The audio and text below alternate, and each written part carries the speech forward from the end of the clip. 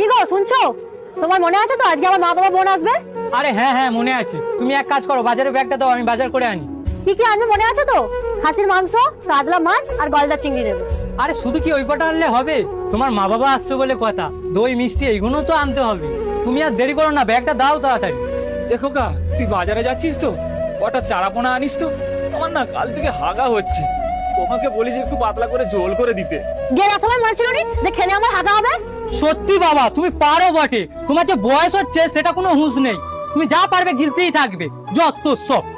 এই তুমি এখন আমরা দাঁড়িয়েছো কেন? যে কাজে একটু চলে যাও, ওনাকে কি খেতে দিতে হয় দেবো? সরো তো, আমাকে গাড়ি বার করতে দাও।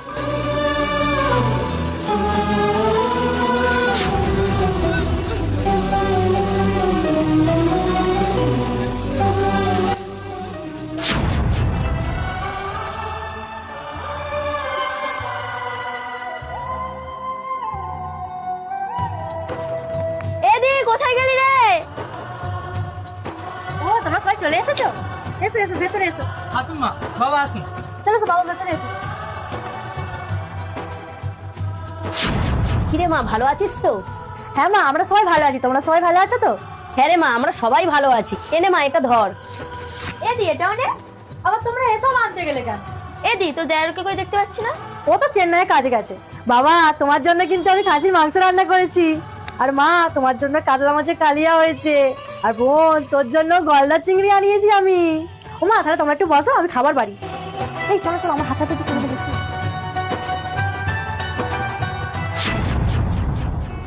এ নাও, খেয়ে আমাকে উদ্ধার করো। বৌমা আজকে পেঁয়াজ দিলে না? মাংস কত থেকে পেঁয়াজ শেষ হয়ে গেছে, যা দিয়েছি গিলে নাও।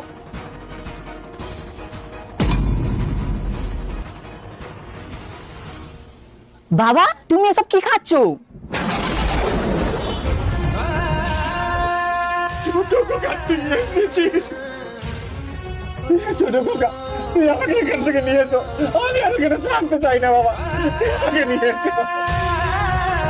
কেন বাবা তুমি এখানে থাকবে না? আমি যে তোমার জন্য মাসে 10,000 টাকা পাঠাই।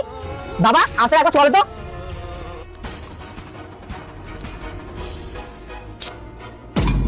জানিস মা, আজকে খাসির মাংসটা তুই দারুণ রান্না করেছিলিস।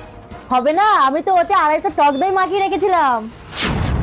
বাহ দাদা, বাহ বৌদি, চমৎকার। তোমরা এখানে খাসির মাংস খেয়ে ঠেকুর তুলছো আর বাবাকে ওখানে জল ঢালা ভাত খেতে দিয়েছো। আরে ভাই তুই কখন এলি? আয় বস বস বস। আমি যে তোদের প্রতি মাসে 10,000 টাকা পাঠাই বাবাকে কি জল ঢালা ভাত খাওয়ানোর জন্য। তুমি কি জানো তোমার বাবার কদিন ধরে পায়খানা হচ্ছে? সেই জন্যই আমি জল ঢালা ভাত খেতে দিয়েছি। চুপ করো বৌদি, তুমি কি মনে করছো আমি কিছু জানি না? আমার কাছে সব খবর আছে। বাবা তো কোনোদিনও বলবে না তোমরা কি কি আচরণ করো বাবার সাথে, কিন্তু আমার বন্ধু আমাকে ফোন করে সব বলেছে। ভাই তুই আমাকে ভুল বুঝছিস, আমি তো বাবাকে ভালো মতো খেতে দিই। এই তুই চুপ কর, তুই কি খেতে দিস আর না দিস সেটা আমি ভালো করেই জানি। তোর লজ্জা করে না? শুধু শাশুড়ি গেলে তুই এখানে হই হল্লার করছিস, অথচ বাবাকে ওই ভাঙা ঘরে রেখেছিস। ছি দাদা ছি, বাবাকে ভালো করে জামা কাপড় পরতে দিস না, ভালো করে দুটো খেতেও দিস না। আমার পাঠানো 10,000 টাকা তুই পুরো হজম করে দিচ্ছিস। তোকে দাদাকে তোমার ঘেন্না করছে। এই বেশি ফটো ফটো করো তো। এত যদি তোমার বাবার প্রতি দরদ হয় তাহলে তোমার বাবাকে এখান থেকে নিয়ে চলে যাও।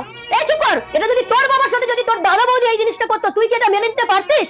সত্যি রে মা, আমি এখন বুঝছি তোকে আমরা মানুষ করতে পারিনি। ছি, তোর ওই খাসির মাংসের কাতলা মাছকে আমার এখন বমি করে দিতে ইচ্ছা করছে।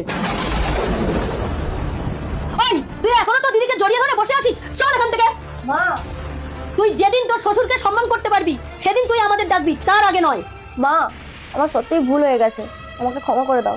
আচ্ছা তুই আমার কাছে না ক্ষমা চা, তুই যেই মানুষটার সাথে খারাপ ব্যবহার করেছিস সেই মানুষটার কাছে গিয়ে ক্ষমা চা। যা মা, তুই তো শ্বশুরের কাছে গিয়ে ক্ষমা চেয়ে নে। বাবা আপনি আমাকে ক্ষমা করে দিন। ঠিক আছে বাবা, ঠিক আছে বাবা, ওঠো, ওঠো, ওঠো, ওঠো। বাবা তুমি আমাকেও ক্ষমা করে দিও বাবা। আরে খোকা, আমি তোর উপরে কোনো রাগ করিনি, তোকে আমি কবেই ক্ষমা করে দিয়েছি। ভাই তুইও আমাকে ক্ষমা করে দিস রে ভাই। না রে দাদা, তুই যে তোর ভুলটা বুঝতে পেরেছিস এতেই আমি খুশি।